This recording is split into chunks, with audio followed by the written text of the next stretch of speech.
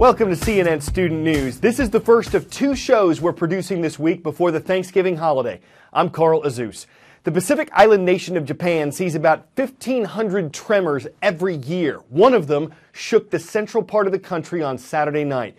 Japan's meteorological agency says it was magnitude 6.8. The U.S. Geological Survey put it at magnitude 6.2. Either way, it was strong. The quake injured dozens of people, at least 7 of them seriously. It was centered in a remote area of the mountains, and it seriously damaged or destroyed several structures at a ski resort. Also, landslides. They flattened houses and blocked or warped roadways. There have been aftershocks as well, one of them measuring magnitude 4.1, but no tsunami warnings were given, and 21 people who'd been trapped in their homes were rescued. Across the Pacific now to an American city hit by another natural disaster, lake-effect snow. And if that doesn't sound disastrous, get a look at what it did to Buffalo, New York last week. Some spots got 86 inches of snow, a whole year's worth in just 3 days. A resident says people came together to help one another in the city of good neighbors. But there's another threat now, one that New York's governor says is worse than the snow.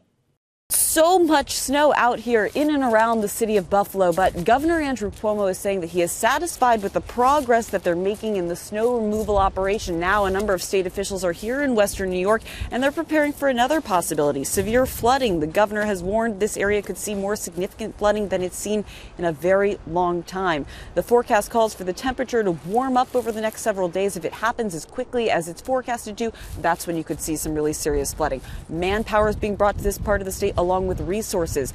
500 National Guardsmen and women are in place ready to respond if needed. On top of that, more than 50 swiftwater rescue boats and crews. There are also high axle vehicles that could go into several feet of water in order to make rescues if necessary.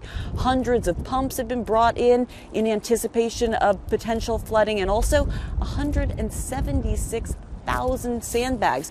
Everyone here is hoping that that temperature rise will happen more gradually and that officials will be able to get more snow out of the area before flooding becomes a big problem. But in the meantime, homeowners are working really hard to stay ahead of the game here. There is some rain in the forecast, so people are trying to get the shovels out, get the snow off the roof. They don't want that rain to combine with the snow. That's when you see more roofs collapsing. Already in the last few days, several dozen roofs have collapsed. We know that if more rain comes, that will put more homes in danger. Time for the shout out. In the business world, what color is associated with making a profit?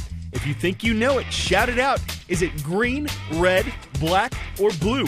You've got 3 seconds. Go. When a business is in the black, it means it's making a profit. That's your answer, and that's your shout out.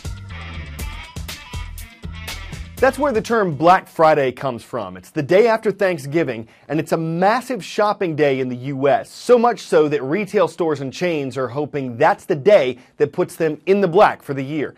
As this Black Friday approaches, U.S. consumer confidence is up according to recent polls. That could mean people are more optimistic about the economy. Something else may fuel their spending. With Thanksgiving around the corner, retailers are gearing up for a battle. And here's why. Stores can make up to 40% of their annual profits in just the last 6 weeks of the year. But there's a problem these days. The shopping holiday season isn't what it once was. In 2004, sales grew nearly 7%. In 2013, the sales increase was less than half that. This year, retailers have a little bit of a unique opportunity. Low gas prices. People have a little extra spending money. So, with billions of dollars at stake, here are a few strategies that brick-and-mortar stores are using to get a piece of the action. 1. Retailers are rolling out promotions early. More people are shopping in November, before Black Friday. So names like Target are promoting pre-Black Friday sales. And Kmart and Radio Shack are opening stores on Thanksgiving morning. 2. Minimize wait times. Stores are increasing staff and mobile checkouts. Fact is, shoppers are more valuable than ever before, so stores are really working hard to keep them happy. 3. Focus on online sales. Researcher NPD Group says 60% of consumers plan to shop online this year, so expect more special online and mobile deals and fewer shipping fees. But at the end of the day, these tactics can only go so far. Ultimately, what people spend and where they spend it comes down to a feeling, how they feel about their job, the economy, and how much money is in their pocket. In New York, I'm Christina Alessi. The Bronze Star is a U.S. military award for heroism, and one man who earned it is Captain Derek Herrera. After he was hit by a sniper's bullet during a patrol in Afghanistan, he helped save the life of a fellow Marine and continued to direct his team during a firefight. His perseverance, helping him stand to receive his award, is today's study in character.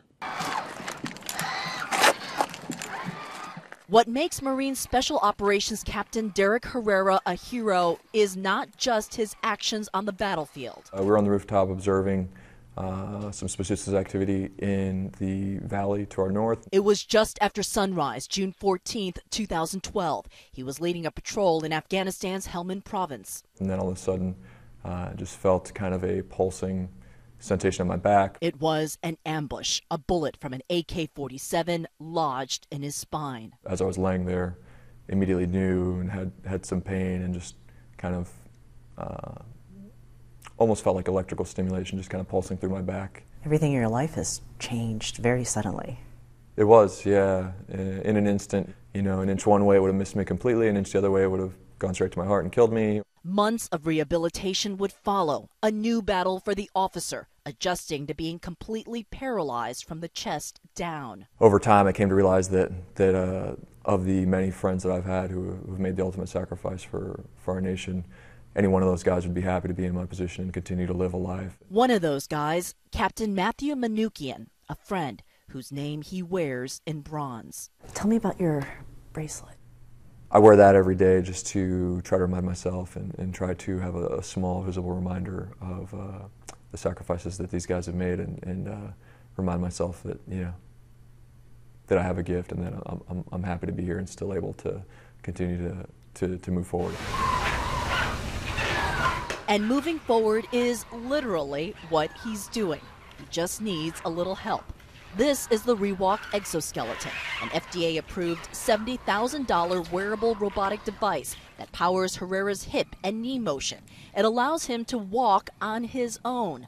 The first American to own one.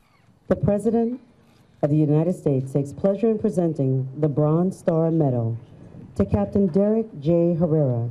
Now the first paralyzed service member to stand and walk as he receives his Bronze Star with valor. Being able to stand and receive this award will just kind of be a symbol and show others that I'm not out of the fight.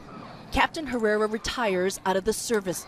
His next battle already underway. Kyung La, CNN, Camp Pendleton.